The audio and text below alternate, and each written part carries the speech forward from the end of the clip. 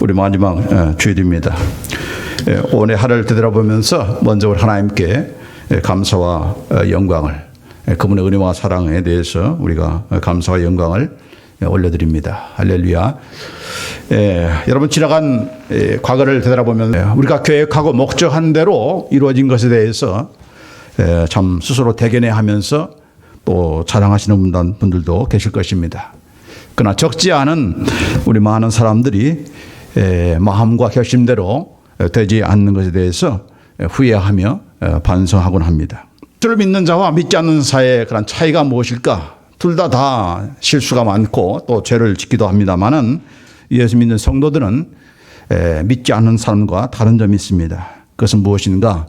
예수 믿는 사람은 자기의 그 잘못이 하나님께 먼저 지은 죄라는 것을 알고 하나님께 죄를 고백하며 회개하는, 또 그분의 용서를 구하는 그런 회개로 나아간다는 그런 사실인 것이고, 믿지 않는 사람들은 자기 한 행동에 대해서 자기 자신에게 그리고 또한 피해를 입힌 그런 상대방에게 죄송한 그런 마음, 미안한 마음, 그런 반성을 하고 후회를 하는 그런 것에 끝날 뿐이다 하는 그런 사실인 것입니다. 이제 양자택일에 관한 설교를 이렇게 하면서 오늘 후회인가 회개인가, regret와 repentance, 똑같은 우리말도 희응으로 시작하고 또 미국 말도 영어도 R자로 시작하는데, 후회인가 회개인가, regret인가 repentance인가, 이 양자택일의 그런 선택에서 우리가 물론 우리는 다 회개를 하고 리펜턴스를 하는 그런 사람들이지, 그저 단순히 우리가 후회하면서 또 거기서 끝나버리는 그런 사람들은 아닌 것이죠. 예수 믿는 모든 신자들의 그런 특권이 있다면 그것은 바로 우리는 회개로 이끄는 그런 삶을 산다는 그런 사실인 것입니다. 이것에 대해서 우리가 좀 살펴보고자 합니다. 종종 우리가 회개를 이렇게 할 때가 많습니다. 실컷 담대하게 죄를 짓다가 주일날 나와서 혹은 기도회 때마다 나와서 하나님 앞에 참 회개를 하면서 눈물을 흘리면서 회개를 하고 나간 즉시 아주 속 시원해하는, 내가 눈물을 흘렸기 때문에 내 죄는 용서함 받았다, 그런 그 후련함을 가지고 나갈 때가 많습니다. 그래서 그 회개라는 말 뜻이 정말 우리가 내가 지은 그 죄에 대해서 그저 후회하는 것이 아니고 거기서 끝나는 것이 아니라 이제 그 죄를 회개하면서 하나님의 용서를 구하고 또 회개한 그런 죄에 대해서 정말 돌이키는 삶의 전환이 바로 회개가 아니겠습니까?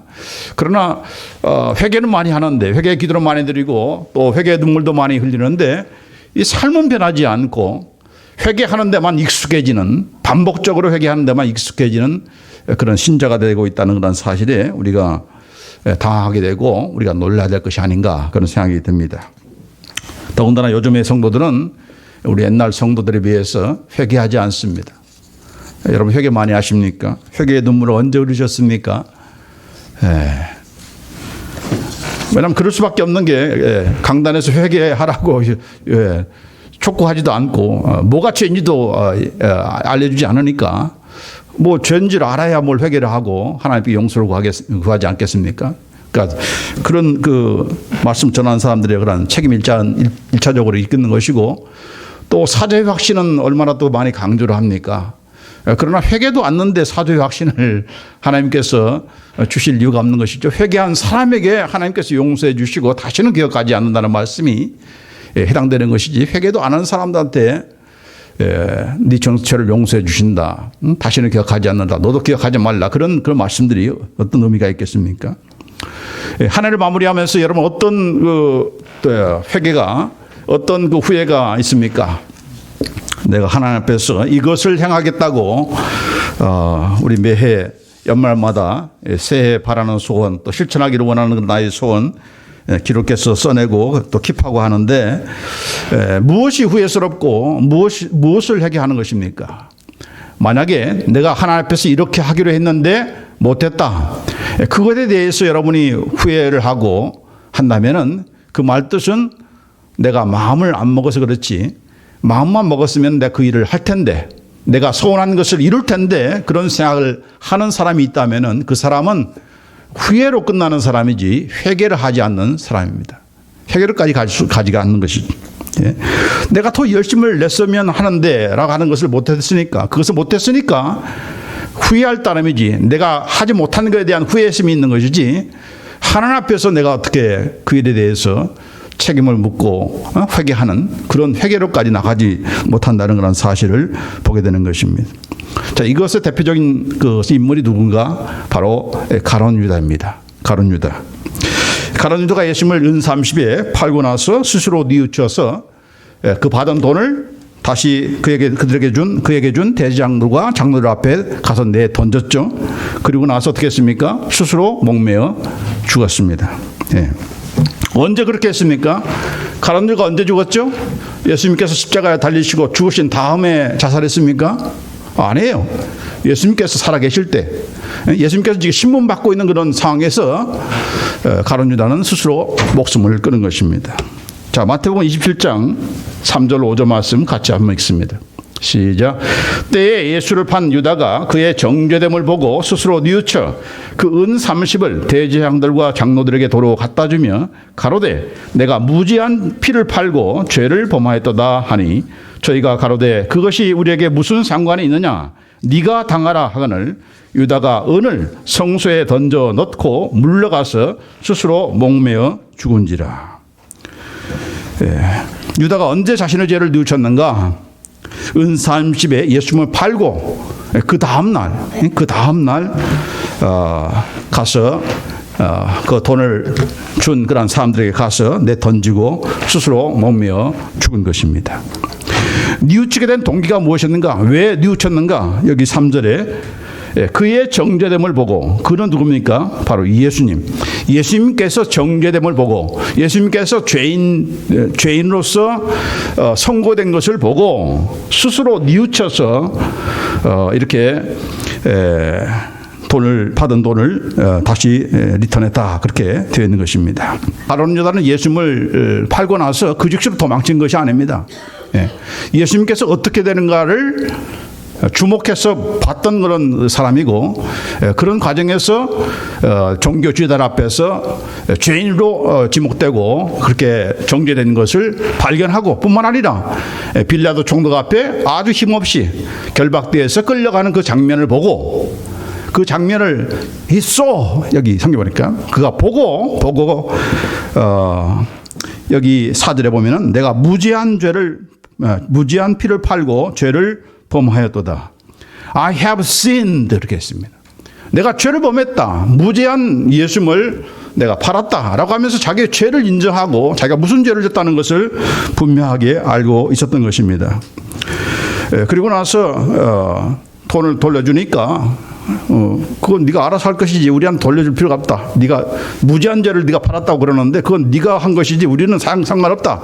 그렇게 종교주의자들은 아주 딱 떼버리고 이렇게 하니까 그냥 그 돈을 그냥 성전에 던지고 가룟 유다가 가서 목을 매랐는데 그것이 떨어져서 배가 터져가지고 창자가 다 흘러나와서 비참하게 죽었다라고 그렇게 성경은 기록하고 있습니다. 중요한 것은 지금 예수님께서 살아계신 상황이고, 예수님께서 지금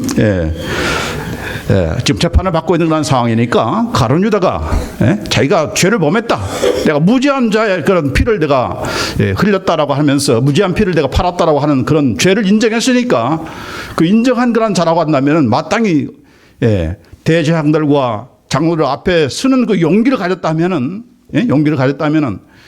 빌라도 총독 앞에 가서 총독님, 내가 큰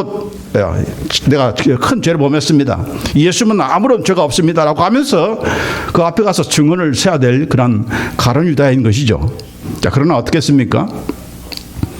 봐주지 않으니까 내가 무지한 피를 내가 팔았다라고 하면서 자기 죄책감을 가지고 있고, 이 죄에 대해서 내가 어떻게 해야 될 것인가. 3년 동안 따라다니면서 그가 본 것이 무엇입니까? 예수님께서 그 앞에 나오는 자들에게 얼마나 긍휼과 자비를 베푸셔서 정말 죄로 말미암아서 죽을 그런 인생도 주님께서 용서해 주었던 것을 그가 목격한 거 아닙니까? 매일 본 것이 바로 그것인데 가룟 유다는 자기의 죄를 깨달았음에도 불구하고 예수님께 나가지 않았습니다. 지금 돌아가신 것도 아니고 살아계시는데 예수님 내가 잘못했습니다.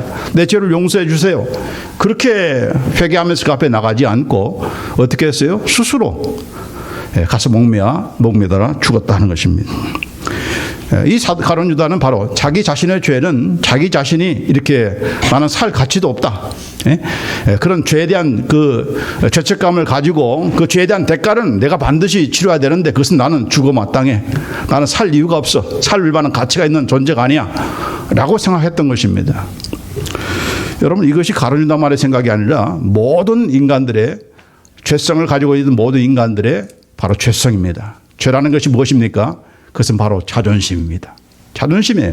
하나님 앞에서 예수님 앞에서 누구를 내세우는 것입니까? 나를 자꾸 내세우는 거예요. 그래서 죄인의 특성은 무엇인가? 나로 시작해서 나로 끝나는 것입니다. 자기밖에 모르는 거예요. 내가 떳떳해야 되는 것이고 내가 당당해야 되는 것이고 내가 죄값을 담당해야 된다. 내가 지은 것이니까 내가 책임질게. 내가 죽으면 되는 거 아니야. 그게 바로 죄인들의 생각인 것입니다. 그게 바로 회개하지 않고 뉘우치면서 후회로 끝나는 인생들의 그런 보편적인 모습인 것입니다. 사실 가룟 유다는 예수님을 팔면서 어떻게 보면 반전을 기했는지 모르겠어요. 정확한 것은 아니지만 사실 가룟 유다는 야망이 있는 사람입니다. 예수님 따라다니는 이유가 예수님을 통해서 한번 출세해보자 해서 그렇게 그 정치적인 야망을 가지고 예수님을 쫓아다닌 것이죠. 그래서 재정 담당도 하고 그랬던 것입니다. 그런데 예수님께서 자꾸만 사람들은 막 따라다니는데 이제 왕이 될 것 같은데 이대로만 나가면은 이제 왕이 되는 것은 시간 문제고 나는 재정 담당하는 그런 장관이 될 텐데 하는 그런 기대감을 가지고 계속해서 쫓아다니는데 예수님께서는 자꾸만 이상한 길로 가는 거예요. 자기 기대와는 완전히 반대로 가는 거예요. 사람을 자꾸 피하지, 또 자꾸 나는 죽으러 간다고 하지, 왕으로 나서는 사람이 자꾸 숨고 그런 모습을 보면서 이건 아니다라고 하는 생각이 들어서 마지막으로 베팅을 한 것입니다. 종교 지도자에게 넘긴 것입니다. 뭘 하기 위해서? 과연 저들 가운데서 어떻게 살아남아서 그가 왕으로 될 것인가 기대를 아마 잔뜩 한 것 같지는 모르겠습니다. 정확한 것은 아니지만은 그러나 그들 앞에서 아주 힘없이 죄인으로 지목되고 뿐만 아니라 결박이 되어서 끌려가는 그런 예수님의 모습을 보고서 이제는 끝이다. 더 이상 예수님께 대해서 내가 기대할 것이 없다. 그러면은 예수님께 대한 것만이 아니라 바로 나는 뭐냐? 3년 동안 쫓아다닌 나는 뭐냐? 그리고 나는 또 왜 그런 사람을 쫓아다닙니까? 또 그런 참 죄 없는 사람을 예수님의 제자로서 어떻게 30냥에 은 30에 파는 그런 자신의 모습이 생각나는 것이죠. 내가 이렇게 살아서 되겠느냐? 예수님이 죽고 나면은 저렇게 끝나고 나면은 나는 예수님 판 그런 그 못된 죄자로 지목이 될 것이고 내가 사람들 앞에서 이 동료 제자들 앞에서 또 예수님을 따르는 사람들 앞에서 내가 어떻게 살 만한 가치가 있겠는가? 어떻게 내가 얼굴 들고 살겠는가? 그래서 스스로 내가 다 내 죄값을 아니까 내가 지고 가야 되겠지. 이렇게 하면서 결국은 자기 죄값을 치른 것입니다. 결국 가룟 유다의 마음속에 깔려있는 그 근본적인 가장 밑바탕이 무엇입니까? 전부 나입니다. 나. 그래서 나로 충만한 사람은 후회는 하지만은 회개를 하지 않습니다. 회개를 하지 않아요. 회개를 하는 것은 바로 나의 자존심을 포기하는 것이고 나를 죽이는 거라고 생각하기 때문에 후회하는 것으로 나를 챙기지 회개함으로 나를 바꾸거나 항복하지 않는 것입니다. 그러나 예수님께서 가룟 유다에게 얼마나 회개할 수 있는 기회를 주셨습니까? 예수님을 팔려고 나간 바로 전에도 함께 유월절 음식을 먹으면서 예수님께서 말씀하십니다. 너희 중에 하나가 나를 팔리라. 그렇게 말씀하셨어요. 그러자 제자들이 자꾸 각각 막 주님 납니까? 쥐어냅니까? 라고 하면서 물어보니까 예수님께서 답변하셨어요. 뭐라고 답변했나? 나와 함께 그릇에 손을 넣는 그가 나를 팔리라. 인자는 자기에 대하여 기록된 대로 가거니와 인자를 파는 그 사람에게는 화가 있으리로다. 그 사람은 차라리 나지 아니하였다면 제게 죽을 뻔하였느니라. 예수를 파는 유다가 대답하여 가로되 라삐여 내니까 대답하시되 네가 말하였도다 하시니라. 자, 여기 보니까 예수님께서 말씀하셨잖아요. 누가 팔 거라는 것을 얘기했잖아요. 그리고 나서 가룟 유다가 그냥 가만히 있지 않고 납니까? 라고 물었잖아요. 예? Surely it is not I, Rabbi 그렇게 물었어요. 납니까? 라고 물었어요. 그러자 예수님께서 뭐라고 했어요? 네가 말하였도다. You have said it yourself. Yes, it is you. 에나미 성경에는 그렇게 번역을 했는데 바로 너다 그렇게 말씀했어요. 여러분 이런 상황 되면 어떻게 돼요? 어떻게 옳습니까? 아마 그 자리에서 그냥 다 자기의 계획을 다 포기하고 예수님 앞에 나와서 정말 회개하는 그런 자가 되어야 마땅하지 않습니까? 예. 자, 그러나 가룟 유다는 회개하지 않고 자기 생각을 포기하지 않고 나가서 이제 대장들과 장로들 앞에 나가서 내가 팔겠다라고 하고 은 30을 받고 그리고 이제 그들을 데리고 와서 그들의 하수인들 데리고 와서 내가 입맞추신 자가 예수다라고 하면서 예수를 결국 파는 그런 자리까지 있게 되는 것입니다. 그래서 결국은 자기의 죄를 반성하고 그 죄값을 내가 치르겠다. 내가 고통을 받겠다. 그런 것에서만 끝나지 회개로 나가지 못하는 것입니다. 그래서 이 사람들은 어떤 사람들입니까? 내가 정리가 되면 하나님 앞에 나오겠다. 지금은 내가 양심이 허락지 않는다. 양심이 허락지 않는다. 그러나 여러분 죄라는 것이 무엇입니까? 1차적으로는 하나님께 지은 거 아닙니까? 그러니까 가장 먼저 해결할 사람은 나도 아니고 사람들도 아니고 다른 사람이 나를 어떻게 볼 것인가 아니라 가장 먼저 해결할 대상은 누구십니까? 하나님이시죠. 하나님께 내가 죄를 지었습니다. 하나님 용서해 주세요. 뉘우침으로 하나님 앞에 나가는 것이 바로 우리 예수 믿는 사람들이 해야 될 그런 회개인 것이죠. 회개인 것이죠. 자, 그러나 가룟 유다는 어떻게 자기의 자존심을 챙겼습니까? 야, 그래도 가룟 유다도 양심이 있다. 스스로 자기 잘못을 알고 뉘우치면서 자기 목숨을 이렇게 끌었다니 그래도 양심이 좀 살아있는 제자구만. 그런 얘기를 듣고 싶었던 것이 가룟 유다다. 결국 끝까지 자기 자존심을 놓치지 않는 것. 이게 바로 죄다는 것입니다. 이게 바로 회개로 나가지 못하는 그러한 택함받지 못한 불신자들의 그런 삶이다 하는 것입니다. 그렇기 때문에 우리가 우리 하나님께서 요구하는 것은 뉘우침이 아니고 후회가 아니라 하나님께서 원하는 것은 뭡니까? 회개입니다. 회개.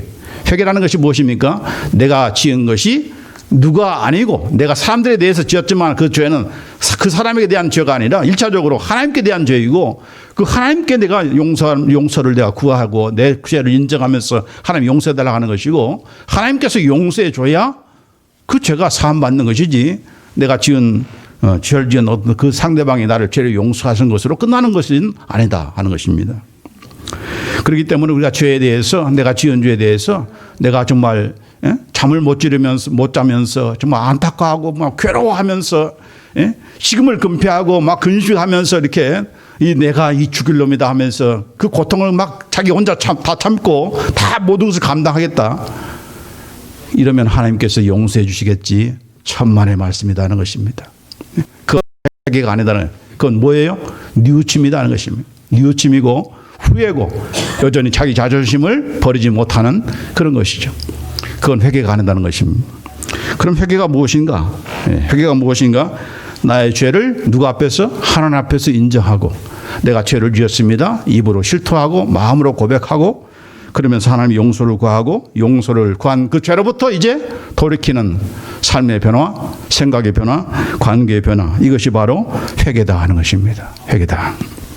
여러분 다윗 왕이 자기 신복 부하인 바스바를 간음하고 나서 그 바스바를 차지하기 위해서 그 남편을 또 전장터에 보내서 간접 살인을 시키잖아요.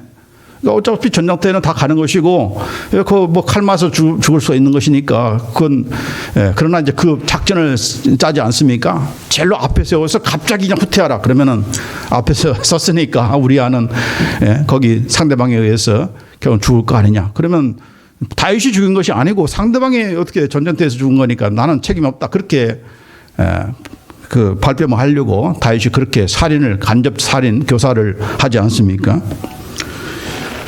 그 일을 하고 나서도 이 다윗의 마음속에는 아무런 죄에 대한 가책이 없는 것입니다. 이게 바로 성경에서 지적하고 하는 가장 중요한 사실입니다. 그러자 하나님께서 선자 나단을 보냈죠. 나단을 보내가지고 나단이 좋은 말로 얘기를 하지 않습니까?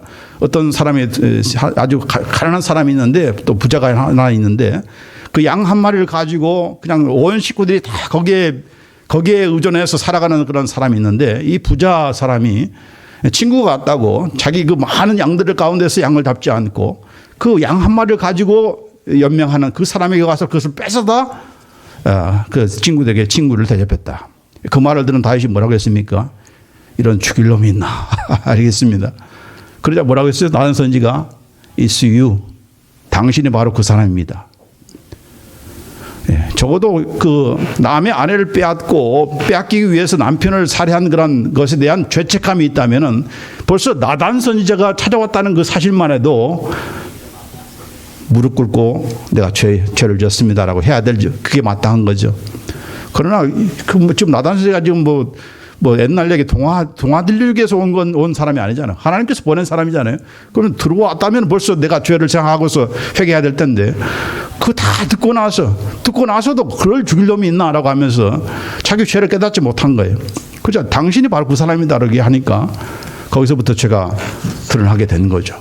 그래서 고백하는 것이 바로 이겁니다. 시편 51편 4절 말씀 같이 읽습니다. 시작. 내가 주께만 범죄하여 주의 목전에 악을 행하여 싸우니 주께서 말씀하실 때에 의로우시다 하고 판단하실 때에 순전하시다 하리이다. 내가 주님께만 범죄했습니다. 주님의 목전에서 악을 행하였습니다. 라고 지금 사도 다윗 왕이 지금 회개하면서 그렇게 고백하는 것입니다. 이 말 보면은 굉장히 좀 이상하죠. 아니 지가 자기 정말 충복 그 부하를 그렇게 죽인 자인데 또 남의 아내를 간통해서 이렇게 뺏어가려고 하는 그런 자인데 그 사람들에 대한 죄를 인정하지 않고 나는 주님께만 범죄했습니다. 주님의 목전에서 내가 악을 행했습니다라고 하는 건 지금 뭔가 잘못된 것이 아닌가 그렇게 생각할 수도 있는 것입니다. 그러나 우리 정말 막강한 권력을 가지고 있는 왕의 신분에서 남의 아내 정도 빼앗은 것에 대해서 그걸 책망하고 그걸 죄라고 여길 그런 시대가 아닌 거죠. 그런 사람들이 아닌 것입니다. 그러니까 사람의 눈으로 볼 때는 내 눈으로 볼 때는 그것은 죄가 아니에요. 죄가 아니에요. 그저 있을 수 있는 얘기예요. 그러나 주님께는 범죄다. 주님 앞에는 죄다는 것을 깨달은 것입니다. 그 말은 무슨 말이에요? 나는 좋아서 마음에 들어서 뺏으려고 했는데 그것도 내가 빼앗을 수 있는 권세도 가지고 있고 그런 실력도 있고 사람도 그거에 대해서 왈가워보지 않는 그런 상태지만은 바로 인간의 이런 좋은 생각이 인간이 가지고 있는 감각 이것이 사람들은 오케이, that's okay 이렇게 말할 수 있지만 하나님 앞에서는 그건 죄다라고 하는 것을 다윗이 바로 이 사건을 통해서 깨닫는 것입니다. 그전에는 자기는 얼마나 선한 사람이고 하나님께서 말씀하시기를 내 마음에 합한 그런 사람이라고 그렇게 하나님께서 인정해 주는 사람 아닙니까? 그러나 그 마음속에 나온 그 좋은 생각이 뭐였어요? 결국 남의 아내 뺏어가면서도 그거 죄인지도 모르는 그런 수준이라는 것이 바로 그 누구가 아니라 바로 이 다윗을 통해서 그것을 말씀하고 있다는 것에 우리가 놀라는 것입니다. 인간의 생각에서 나오는 선이 아니고 아름다움이 아니라 내가 차지에게서 남을 죽일 수가 있고 죽이는 범죄를 하는 것이다. 결국은 인간에게는 스스로 선하게 할 수 있는 선을 행할 수 있는 그런 선이 없다. 그래서 날 때부터 죄인이다. 모태부터 내가 죄인이라는 것을 다윗이 그 고백을 하는 거 아니겠습니까? 저도 마찬가지입니다. 말씀 없이 저는 자라왔기 때문에 내가 굉장히 괜찮은 그런 사람인 줄 알았어요. 근데 그게 아니더라고요. 그거 아니다는 것을 깨닫게 하는 것이 바로 우리로 하여금 죄가 후회가 아니라 회개로 나갈 수 있는 전환점인 것입니다. 여러분이 아무리 선하게 산다 할지라도 그건 선이 아니고 하나님 예수님 없이는 그건 죄다라는 것을 깨닫는 것이 바로 우리의 생활 속에서 회개가 넘치는 그런 기점이고 바로 그 일을 하나님께서는 하신다는 것입니다. 그렇기 때문에 사람들이 뭐 의롭다 괜찮다라고 하는 것이 중요한 것이 아니라 하나님 보실 때 그 부분이 판단하실 때 순전하시다 의로우시다 그게 바로 진짜인 것이고 하나님께서 당신이 바로 그 죄인입니다라고 지적했다고 하면 나는 죄인인 것이고 나는 죄를 아니라고 인정한다 할지라도 사람들은 괜찮다고 할지라도 하나님이 당신이 바로 그 죄입니다 그 죄인입니다라고 할 때는 나는 죄를 지은 것이고 내 지은 죄에 대해서는 하나님 앞에 내가는 회개해야 된다는 것을 그것을 깨달은 거예요.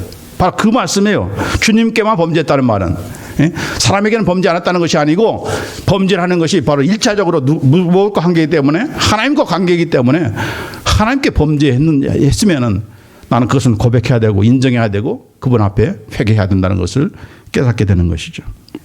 참된 회개라는 것은 그래서 우리에게 그런 마음과 능력을 부어주지 않고서는 하나님께서 그런 마음을 주지 않고서는 우리는 결단코 회개하지 않는다는 사실입니다.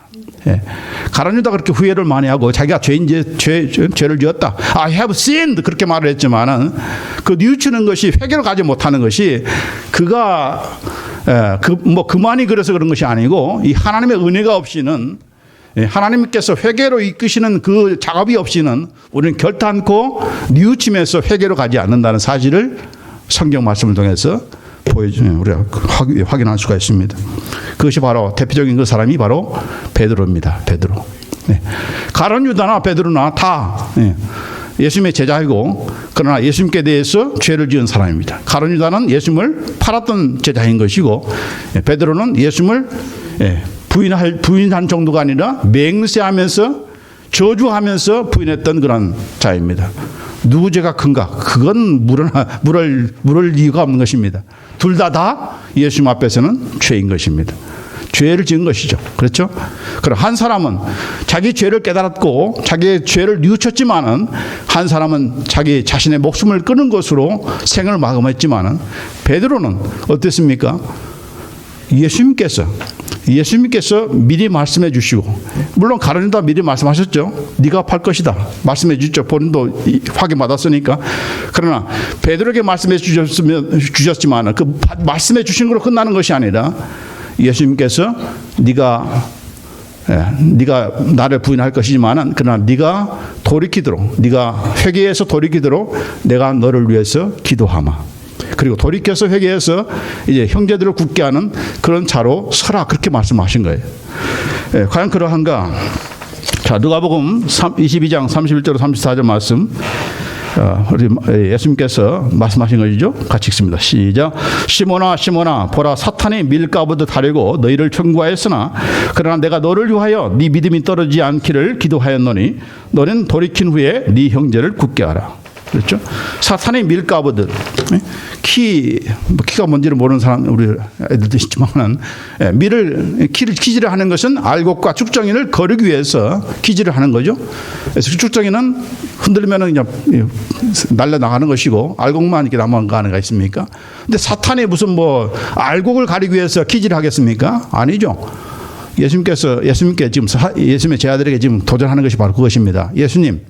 당신께서 3년 동안 키우신 제자들 가운데 알곡이 있는 줄 아십니까? 다 쭉정이들입니다. 예수님 모른다고 이제 조금만 있으면 당신의 수제자인 이 베드로마저도 당신을 모른다고 부인하면서 그렇게 할 것입니다. 예수님 실수하셨습니다. 당신의 사역은 끝났습니다. 성공하지 않았으면 실패했습니다. 그게 바로 사탄의 공격인 것입니다. 그렇지만은 예수님께서 하시는 말씀이 시몬아 내가 너를 위해서 네 믿음이 떨어지지 않기를 기도하였노니 여기도 보면은 현재 완료입니다. 내가 너를 위해서 기도할 것이다가 아니고 네 믿음이 떨어지지 않기 위해서 지금도 기도한다. 네가 부인하는 그 현장에서도 내가 기도하마. 그리고 내가 기도하기 때문에 너는 반드시 돌이킬 것이다. 반드시 회개할 것이다. 내 잘못을 깨닫고 다른 자처럼 목숨을 끊는 그런 자리가 아니라 반드시 돌이켜서 이제 그 형제들, 너의 형제들을 똑같은 실수를 하는 너의 형제들을 이제 똑같은 그 실수하는 그런 그 모습을 보면서 그게 바로 옛날에 나였구나. 옛날에 내가 그랬지. 그러니까 불쌍히 여기는 마음을 갖게 되는 것이고 그들을 그냥 그러니까 너나 나나 쌤쌤이다가 아니라 그래서 믿음을 돈독하게 세워주는 그런 자로 서게 만들 것이다. 너는 그런 자가 되어야 된다. 그렇게 말씀하신 거예요. 그런데 베드로는 이해를 못하는 거죠. 알 턱이 없는 거죠. 그래서 뭐라고 했어요? 예수님 무슨 그런 말씀하십니까? 내가 주와 함께 옥에도 죽는데도 가기를 준비하였나이다. I'm ready. I'm ready 그랬어요. 그러자 예수님께서도 말씀하셨죠. 내가 네게 말하노니 어느 닭 울기 전에 네가 3번 나를 모른다고 부인할 것이다. 언제 어떻게 네가 나를 부인할 것인지를 정확하게 말씀해 주셨어요. 그래서 결국은 베드로가 예수님을 저주하면서 맹세하면서 이렇게 모른다고 부인한 것이죠. 중요한 것은 무엇인가? 여기 오늘 닭 울기 전에 네가 3번 나를 모른다고 부인하리라. 그렇게 말씀하셨죠. 그래서 베드로가 어떻게 했습니까? 저주하며 맹세하면서 부인할 때 닭이 울고 그 닭이 울자 베드로가 예수님께서 하신 그 말씀이 생각나서 밖에 나가서 심히 통곡했다라고 그렇게 성경은 기록하고 있습니다. 자, 그래서 여기 똑같은 상황에 대해서 마태복음에 보면은 닭이 울자 예수의 말씀에 닭 울기 전에 네가 3번 나를 부인하리라 하심이 생각나서 밖에 나가서 심히 통곡하니라 그렇게 말씀하고 있고 또 똑같은 사건을 기록한 마가복음 14장 72절에 보면은 마가는 이렇게 기록하고 있습니다. 예수님께서 자기에게 하신 말씀 곧 닭이 2번 울기 전에 네가 3번 나를 부인하리라 하심이 기억되어 생각하고 울었더라. 그러니까 전부 다 뭐라고 했습니까? 닭 울기 전에 3번 네가 나를 부인하리라는 그런 예수님의 말씀이 생각나게 된 그 계기가 무엇이었습니까? 그 예수님의 말씀이 어떻게 그 생각이 났어요? 닭이 울어서 닭이 울자 예수님께서 3번 나를 부인하리라는 그런 말씀이 생각나서 그가 심히 나가서 통곡했다라고 그렇게 기록을 되고 있습니다. 자, 그러나 누가복음에 보면은 누가복음에 보시면은 22장 60절에서 62절 여기 기록이 안 됐는데 여러분 찾아보십시오. 누가복음 22장 60절에서 62절 말씀. 자, 베드로가 가로되 이 사람아 나는 너 하는 말을 알지 못하노라. 방금 말할 때에 닭이 곧 울더라. 주께서 돌이켜 베드로를 보시니 베드로가 주의 말씀 곧 오늘 닭 울기 전에 네가 3번 나를 부인하리라 하심이 생각나서 밖에 나가서 심히 통곡하니라. 다른 복음에는 없는 그런 말씀이 여기에 첨가되어 있는데 다 똑같습니다. 베드로가 예수님을 모른다고 부인하자마자 3번째 부인하자마자 닭이 울자마자 예수님께서 하신 말씀이 생각나서 통곡한 것으로 되어 있지 않고 이 누가복음에서는 뭐라고 되어 있습니까? 닭이 울자마자 예수님께서 몸을 돌이켜서 Lord turn and look at Peter 이렇게 되어 있습니다. 예수님께서 지금 이렇게 있다가 대충 베드로 저기 있는데 예수님께서 몸을 틀어서 베드로를 향하시고 look 베드로를 보시면서 베드로를 보시자 그 보시는 그 눈과 눈이 마주치는 거죠. 예수님의 시선과 베드로의 시선이 맞추자마자 결국 베드로가 그때서 예수님께서 하신 말씀이 생각나서 밖에 나가서 울었더라 되어 있습니다.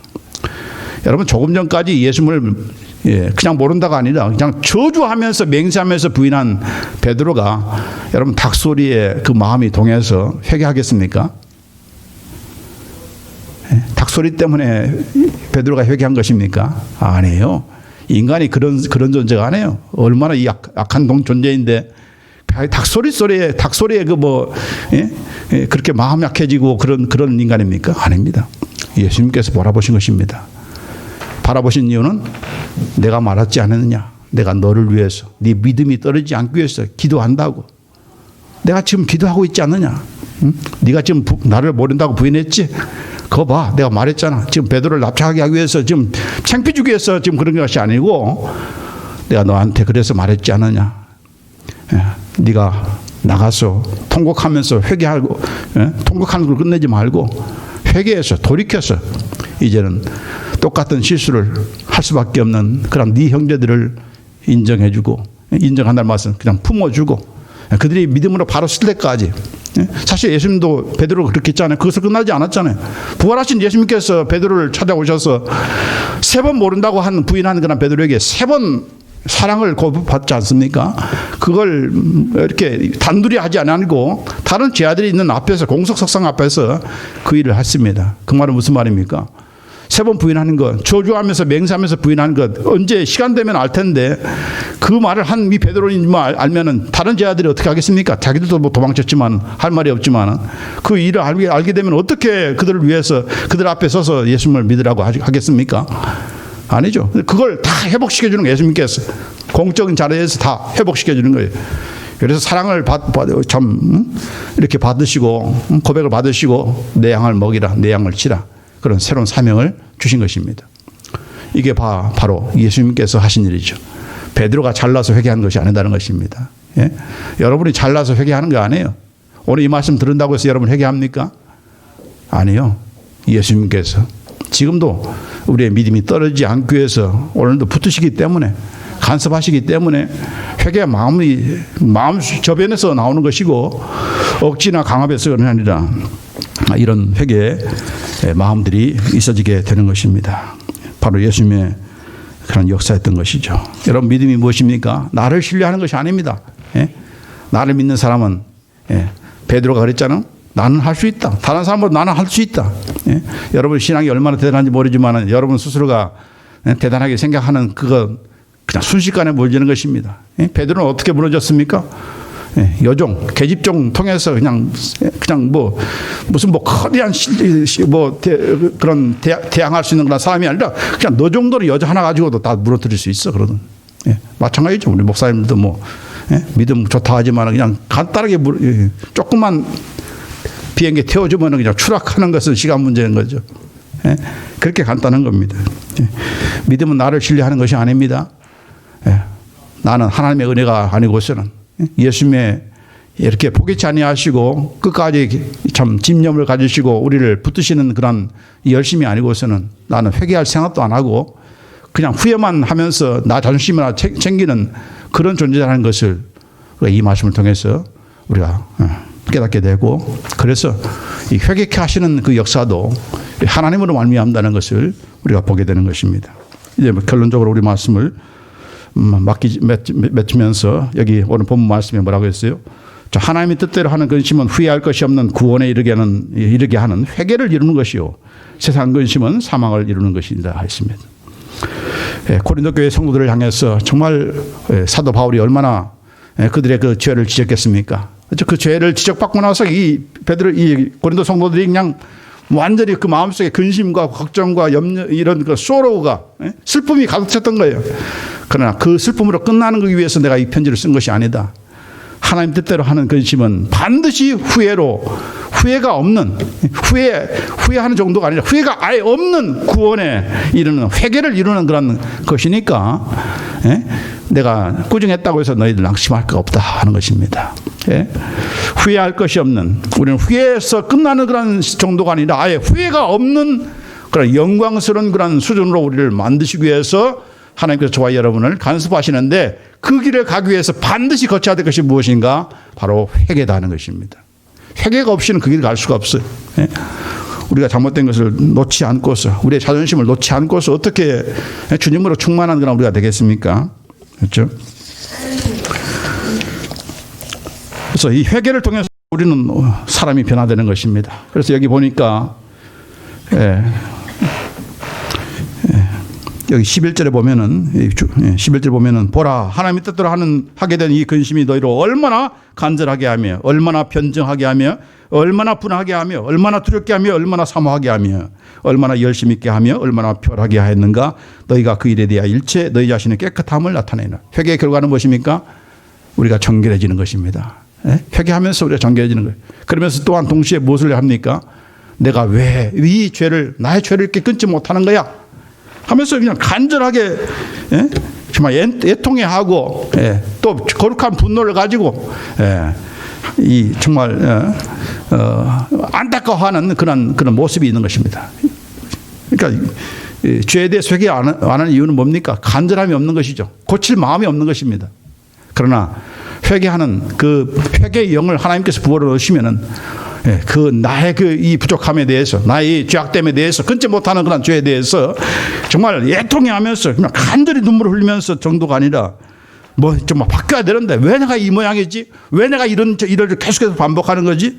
이런 애통한 마음과 이 불안함이 있게 된다는 것입니다. 그래서 그것을 통해서 깨끗함으로 나아간다는 것입니다. 아멘. 예. 요엘서 2장 12절 13절에 같이 씁니다. 여호와의 말씀에 너희는 이제라도 금식하며 굴며 애통하고 마음을 다하여 내게로 돌아오라 하셨나니 너희는 옷을 찢지 말고 마음을 찢고 너희 하나님 여호와께로 돌아올지어다. 예. 예. 뭐 금식만 하지 말고 금식하지 말고 옷만 찢지 말고 내 죄에 대해서 막 애통해 한다는 그런 그 마음의 표시를 막 옷을 찢는 거예요. 그런데 마음은 찢지 않고 몸만 찢는 그런 그 종교인들이 되어간 거예요. 그 당시에.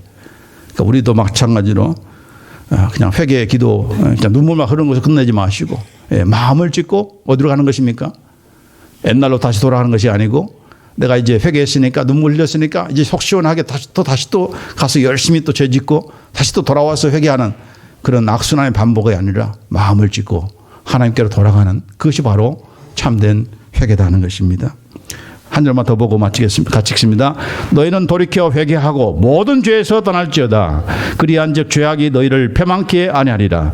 너희는 범한 모든 죄악을 버리고 마음과 영을 새롭게 할지어다. 이스라엘 족속아 너희가 어찌하여 죽고자 하느냐. 감사한 것은 우리는 이미 다 마음과 영을 새롭게 해주셨어요. 그러니까 우리가 회개하는 것이 가능한 거죠. 마음과 영을 새롭게 해주기 때문에. 그런데 그것을 안 하면은 회개할 마음을 하나님께서 주셨음에도 불구하고 우리 영을 통해서 성령님께서 말씀에도 불구하고 회개하지 않으면은 너는 죽음의 길로 갈 수밖에 없다. 그렇게 말씀하신 거예요. 여기 보니까 Why will you die? 그러니까 뭡니까? 후회하면 너는 죽는다. 회개하면 너는 산다. Repent and live. Regret and you die. 후회로 끝나는 인생 한 사람도 없기를 바랍니다. 오늘 정말 우리의 죄를 하나님 앞에 인정하고 하나님 앞에 고백하고 정말 회개함으로 우리의 삶이 새로워지고 또 우리의 참 새해가 새로워지는 우리 모두가 되어서 정말 우리가 하나님의 택하신 백성인 것을 이것으로도 우리가 입증하는 그런 우리가 되기를 간절히 원합니다. 다 같이 한번 기도하십시다.